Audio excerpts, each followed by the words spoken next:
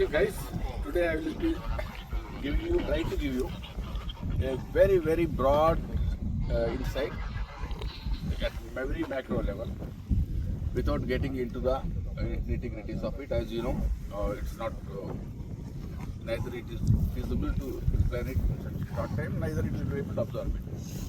So I will give the broad picture. What is the idea of spiritualism?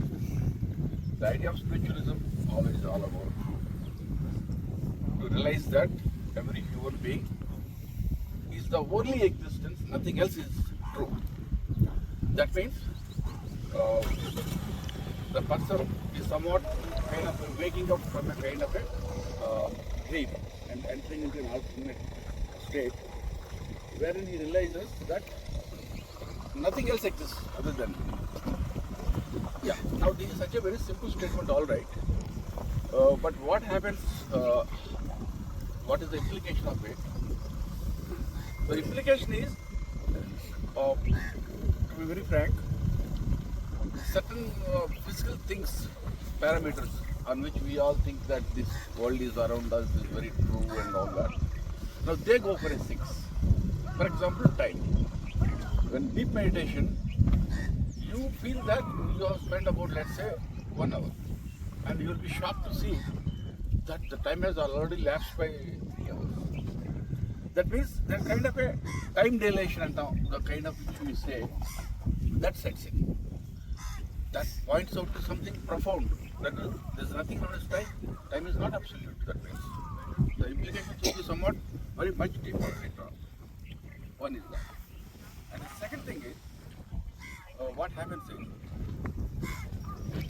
somewhat, of course, the implications of it is when the time slows down, there is a direct impact on all the biological systems within the body.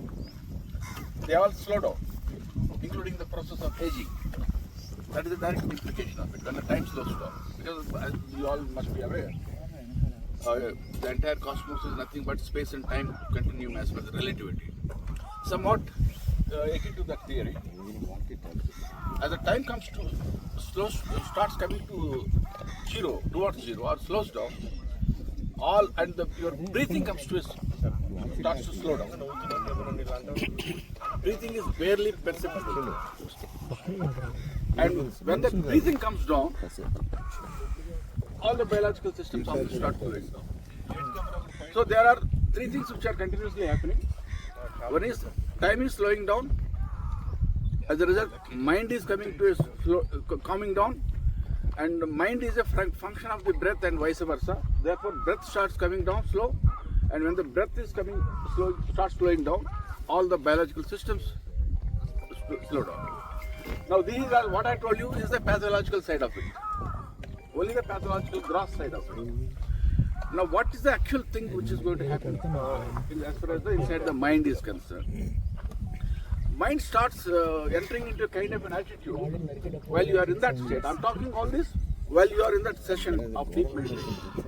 Now, okay, only for the temporary thing.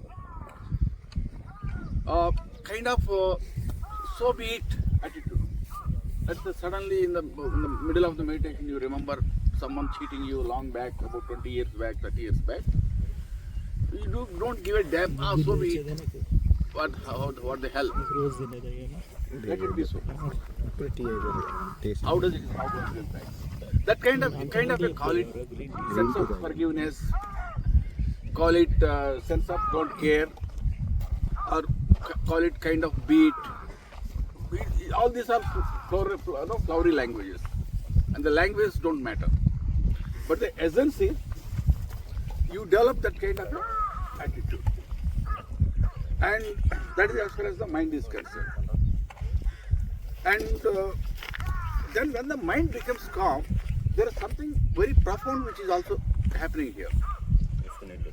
The calm mind starts acting as a kind of mirror. As the calm mind, just as the lake, when it is without any waves, you can see your face. The mind starts coming down. There is something very profound which is happening deep within you. You are able to see your own nature being reflected back to you. And what is that nature? Since you have no form, now what is that thing which is being reflected back? That is the more important. Basically, as the scriptures say, as all the ancient scriptures have been hopping on this fact, that the divine or the soul is composed of three qualities. That is existence absolute, consciousness absolute, and bliss absolute. We call it as Sat Chidananda Swarup or Sat Chit and Ananda. But basically, existence absolute means you are aware that you are a conscious entity. You know, you will be aware that you are aware. In a nutshell, one is that. That is what we call it as consciousness absolute. And the fact that you are the only existence and nothing else is existence is still a temporary phenomenon. That dualism is not going to leave not very anytime soon. That dualism will still return. That means you still feel that you are different. You are a separate entity now. And of course, Ananda. The third aspect is ready-made. You start entering into a state of absolute happiness and bliss. So three things, out of the three things,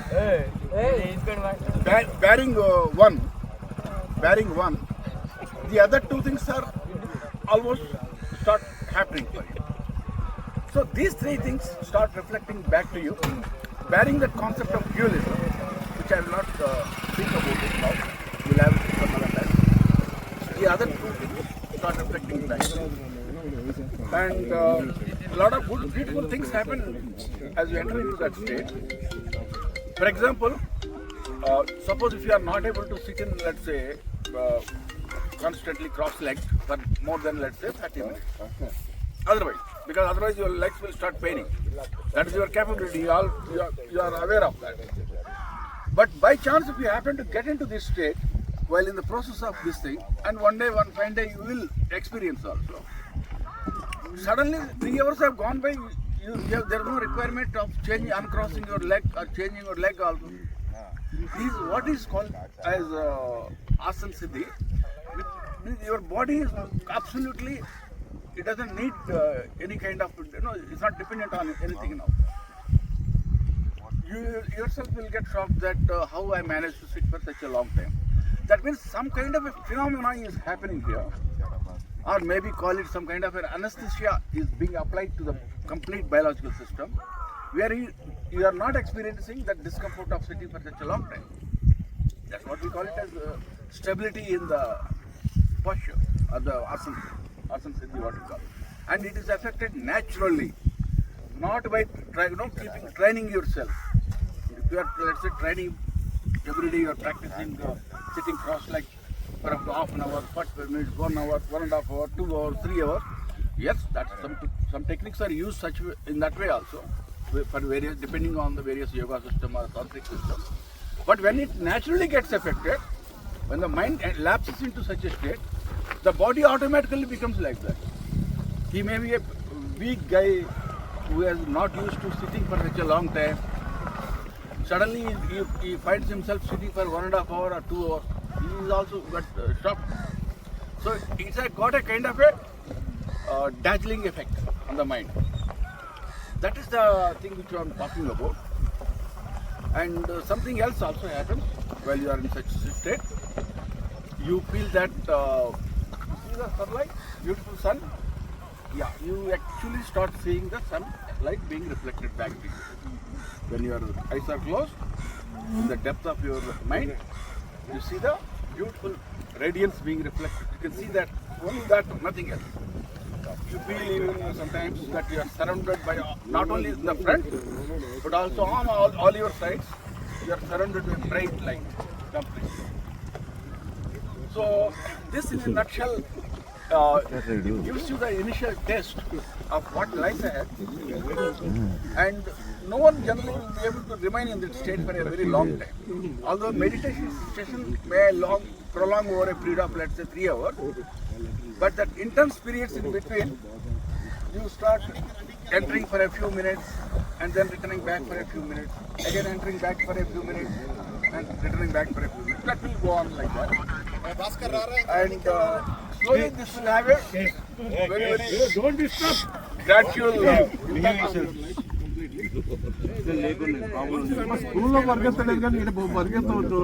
it starts completely transforming yourself.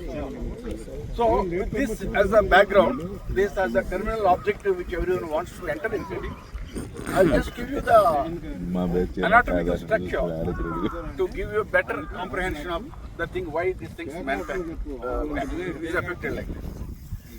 So,